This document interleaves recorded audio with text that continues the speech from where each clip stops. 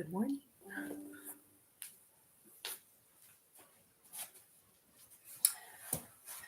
Good morning, and I am streaming live from my basement. Thank you all for staying for yoga this morning, and I'm still testing positive, so with a little bit of a cough and some cough drops in water, I hope I can make it through the class. Just a real quick introduction. We've been talking about the different body systems, and today I wanted to use the root, which is the lowest part of the trunk, and it really is the pelvic floor and um, the feet and the legs. So any standing poses in a yoga class that are to strengthen the legs, or any stretches we might do with our feet, or anything that we do to strengthen the pelvic floor to release tension. Cat and cow is a great one for the pelvic floor. And there's a breathing technique called the root lock, where we squeeze, draw in the pelvic floor, very similar to a Kegel movement. And incorporating that, the root lock with the belly lock creates this bowl of energy that we hold on to as we're breathing.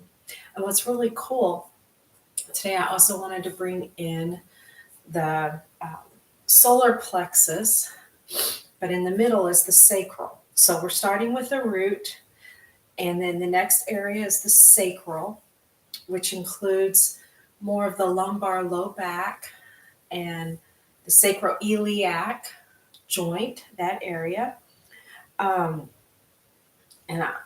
it also is in our body systems, the reproductive area, the pelvic bowl, the area of reproduction, the bladder and the bowel, the lower intestines.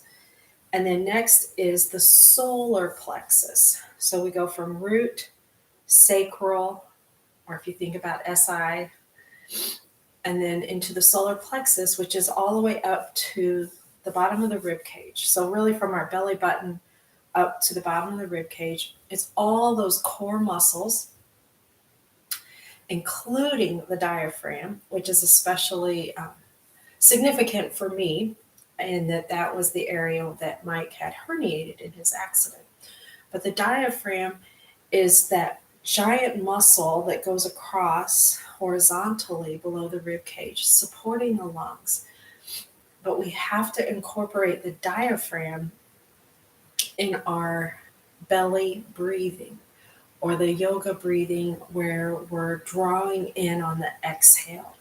And so it's not just these outer layer of core abdominal muscles, but the diaphragm that gets involved. And that is powerful. That's where our yoga practice really gets transformed physically, but also creates the deeper calming. The vagal nerve is what runs down from the brainstem down through both sides of the neck, down through the rib cage, into the diaphragm. So literally that incorporating the diaphragm into our breathing techniques is what calms the vagal nerve, and that goes up into the brain, into calming the sympathetic nervous system. So we can use the calming tools that really are in the parasympathetic nervous system to calm down the sympathetic, the fight and the flight. And that is all connected right here in the diaphragm, which I just feel is so amazing and so powerful. So those and the solar plexus areas is also the digestive system, the pancreas, the stomach, the liver, the intestines, and then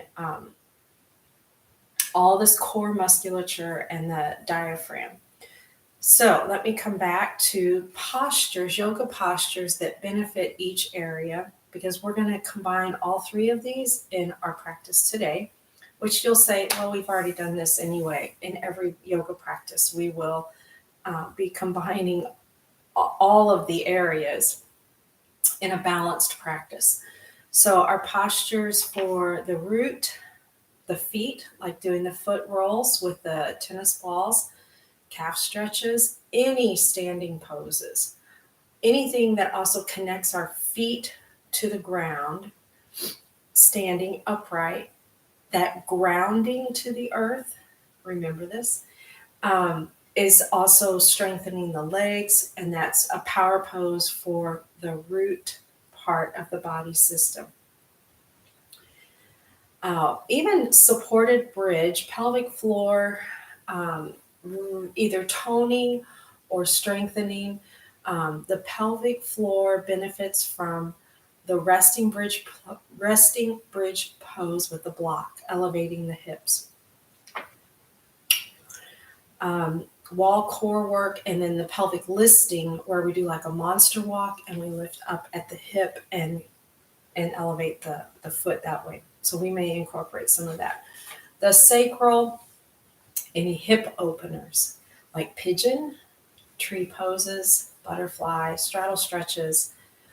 Cat and cow goes in both categories. And then as we come up to the solar plexus, any core work, even Pilates, is going to really emphasize all three of these areas. And so sometimes you might go to a class that has Pilates that combines some yoga and Pilates, or just some basic core strengtheners from yoga will be your plank poses, yoga crunches, dolphin, spinal balance, and any back bends. So we work both sides of the body. Excuse me. The colors, so when we go back to the body system, with the root, the color is red. And then with the sacral, the color is orange. And you can follow these on a rainbow that you might see representing the different body systems. And then yellow with the solar plexus. The earth elements, earth with the root body system, root chakra. And then water with the sacral, and that's also the fluidity of just the body, the bladder and the bowels, and that idea of water. And then the fire within the solar plexus.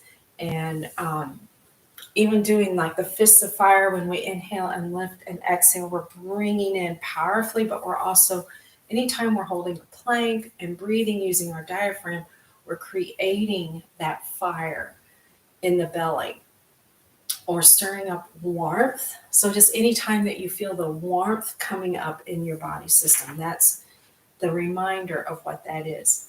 So really, like the chakras or the body systems approach, you see circles, you see symbols. They're kind of like a rotating disc or a wheel. And then how it's really the nervous energy that's connected in our spine, but then how that impacts the body and the whole body, and then the body systems specifically in those areas of the body.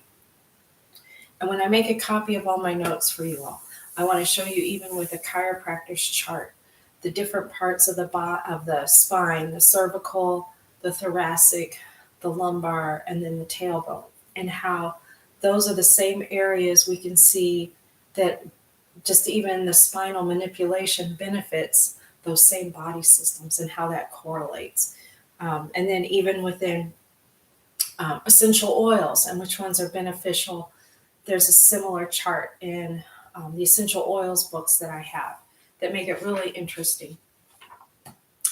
So we'll go ahead and get started, but with the colors in each area too, it's foods from those color groups that benefit. Yoga Journal had a really fascinating article about 4 years ago with the chakras and lots of different recipes. So your reds are for the root chakra, any of your root vegetables, and your berries, fruits that are red, radishes, onions, brown rice. Your orange foods, of course, are like sweet potatoes and pumpkins, carrots, squashes, oranges, persimmons, and your yellow foods like pineapple, lemons, honey, olive oil, ginger, bananas, peppers, and corn. And then some of the